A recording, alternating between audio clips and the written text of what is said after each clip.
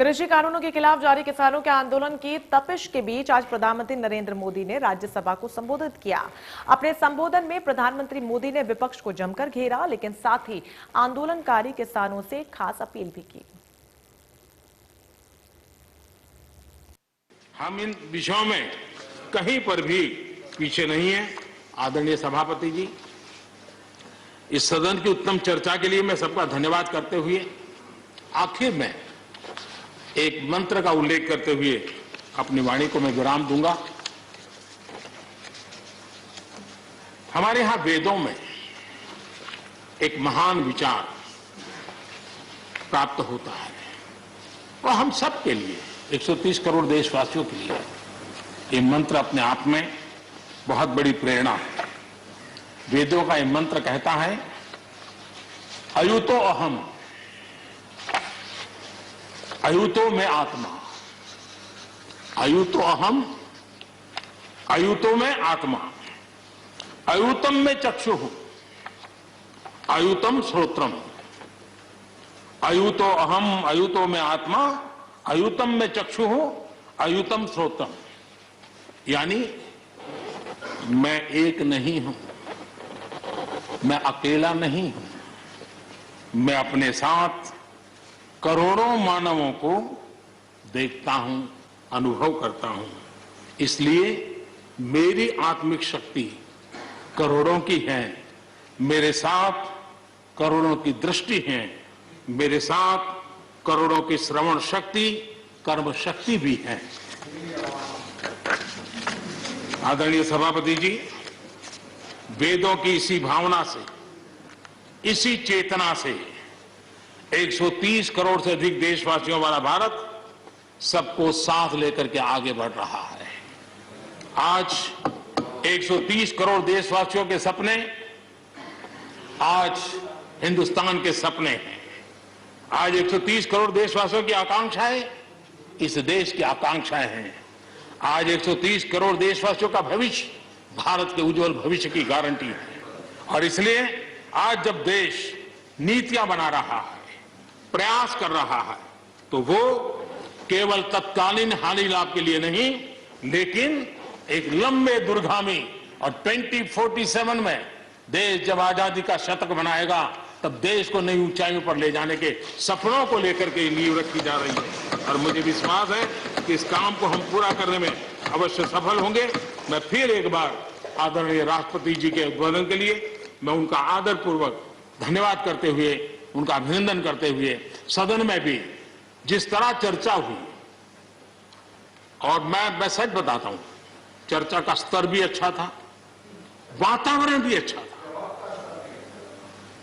ये ठीक है कि इससे कितने लाभ होते हैं, मुझ पर भी कितना हमला हुआ, हर प्रकार से जो भी कहा जा सकता है कहा, लेकिन मुझे बहुत आनंद हुआ कि मैं कम से कम आपके काम तो आया।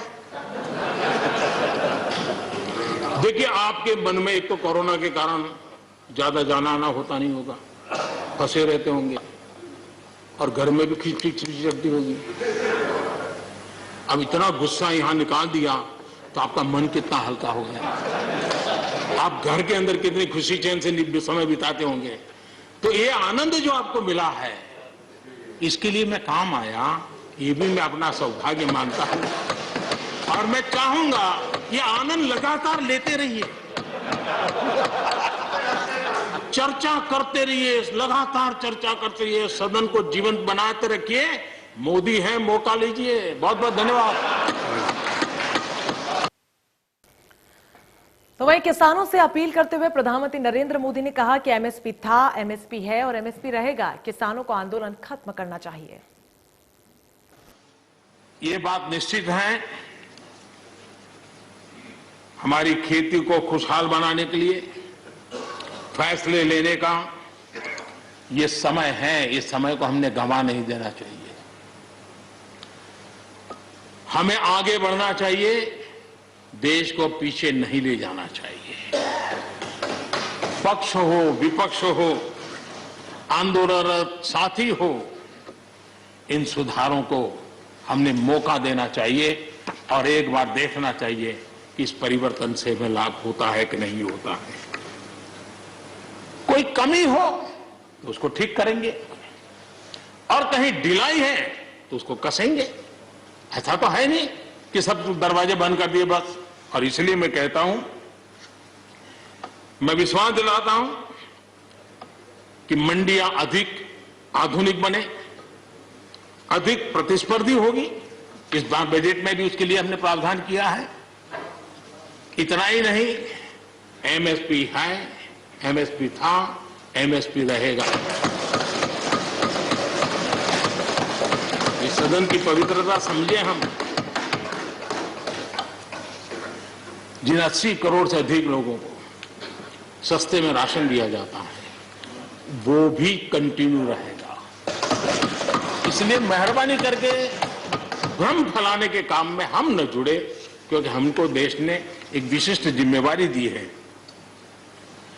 किसानों की आय बढ़ाने के जो दूसरे उपाय हैं, उन पर भी हमें बल देने की जरूरत है। आबादी बढ़ रही है, परिवार के अंदर सदस्यों की संख्या बढ़ रही है, जमीन के टुकड़े छोटे होते जा रहे हैं। ऐसी स्थिति में हमें कुछ न कुछ ऐसा करना ही होगा ताकि किसानी पर बोझ कम हो और हमारे किसान के परिवार के लोग भी रोजी रोटी कमाने के लिए, उनके लिए हम और अवसर उपलब्ध करा सकें। इनकी तकलीफों को दूर करने के लिए हमने काम करना होगा। और मैं मानता हूं कि हम अगर देर कर देंगे, हम अगर अपने ही राजनीतिक समीकरणों में फंसे रहेंगे, तो हम किसानों को अंधकार की तरफ धकेल देंगे। कृपा करके हमें उज्जवल किसानों के उज्जवल भविष्य के लिए इससे बचना चाहिए। मैं सबसे प्रार्थना करता हूं, हमें इस बात की चिंता करनी